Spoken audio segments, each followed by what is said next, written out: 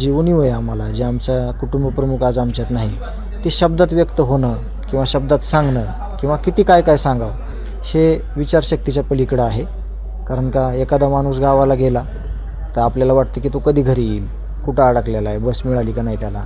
हा कायमस्वरूपी माझा भाऊ जो ह्यांनी हिरावलेला आहे, त्याच्या वेदना, त्याच्या भावना ह्या शब्दात व्यक्त होणं अशक्य आहे. त्याच्या भावना कुटुंबात काय आहेत त्या आम्ही एकमेकांना आमच्या जे काही बॉडी लँग्वेज आहेत किंवा जे काही वेदना आहेत त्या आम्हाला कशाच मांडता येत नाहीत.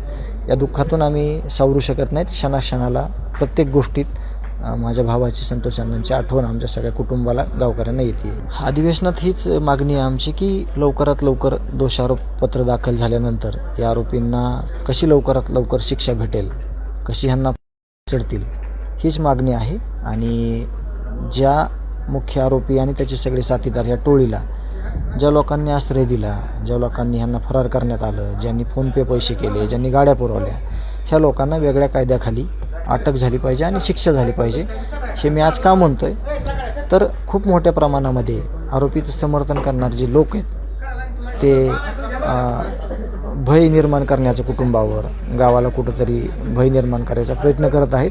त्याच्यावर जरब आली पाहिजे. कारण आत्ताच काही ऑडिओ रेकॉर्डिंग देखील व्हायरल झालेले आहेत. हे लोक अराजकता माजवण्याचा जास्तीत जास्त प्रयत्न करत आहेत.